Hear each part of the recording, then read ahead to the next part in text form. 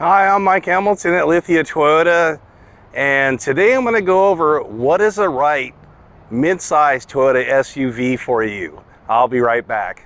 To my left, I have a 4Runner. 4Runner started with Toyota in 1984. The Highlander, if I recall, is somewhere around 2000 or 2001. They are both the same size roughly, and both have an optional third row.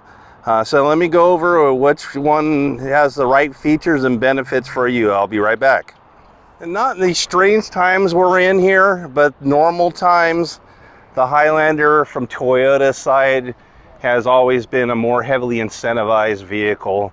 This vehicle has typically had thousands of dollars cash back and or interest rate from Toyota.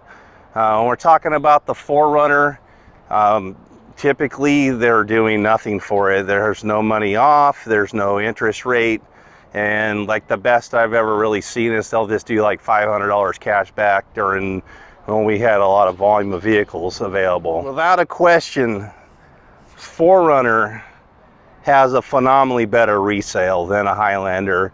4Runners are always ranked in the top 3 of all vehicles in North America for resale.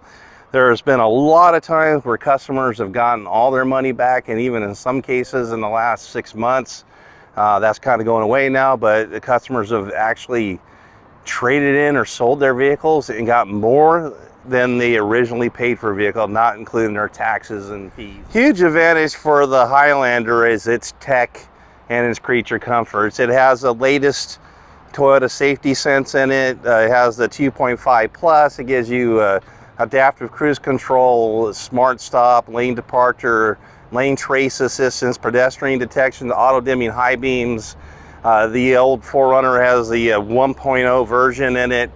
You also get much more features for your money in there. You could get a 12.3 inch infotainment screen in the Limited and Platinum. Both the 4Runner Highlander can get the bird's eye camera systems in their premium models. They also have an extra camera in their rearview mirror. That's an optional item in the premium package of the vehicle.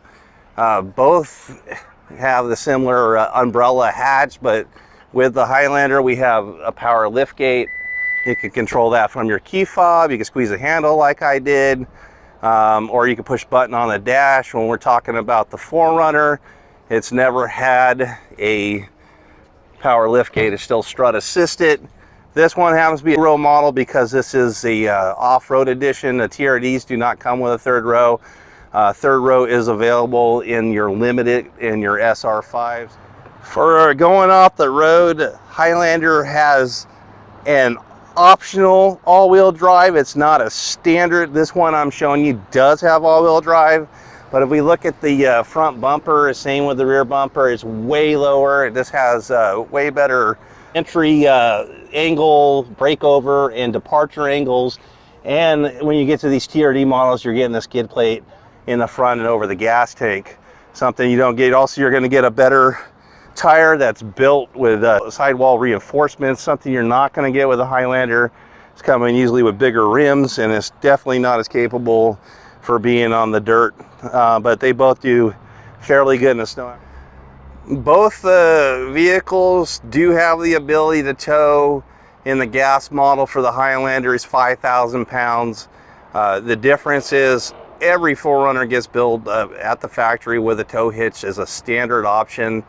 When you're talking about the Highlander, that's an option that's either port installed when it gets from the factory down to the local distributor. They either install a tow hitch or it has to be done at the dealership after. In the Highlander, we have up to 8 seats. You do have a center row captain's availability.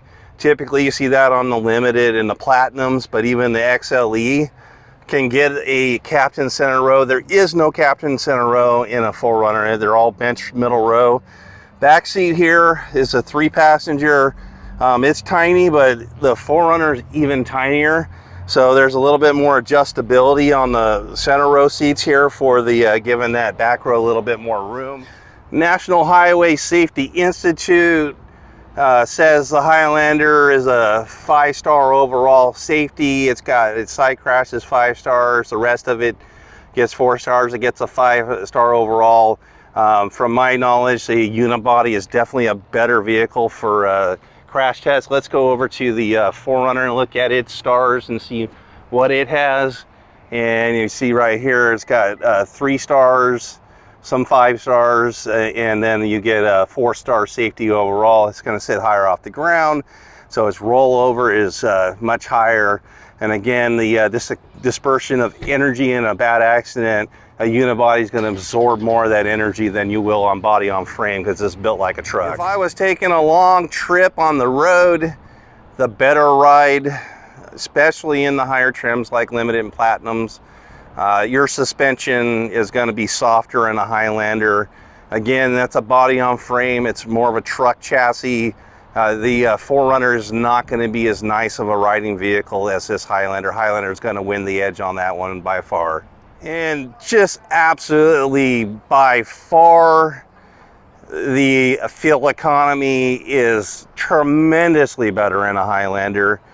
So the Highlander is on the gas model is going to get in the mid-20s, 24 miles a gallon or so. In the hybrid model, about 35 miles a gallon. You're going to only see in the mid-teens to high teens at best on a 4Runner. It just doesn't have an economy engine. It doesn't have a hybrid option to it, and it is a thirsty engine. And lastly, what would I pick? I'm in the 4Runner. Okay, so this one's going to serve my needs, the things I want to do, the outdoor adventuring I want to do. It has a decent tow capacity. It could tow a little trailer, a boat.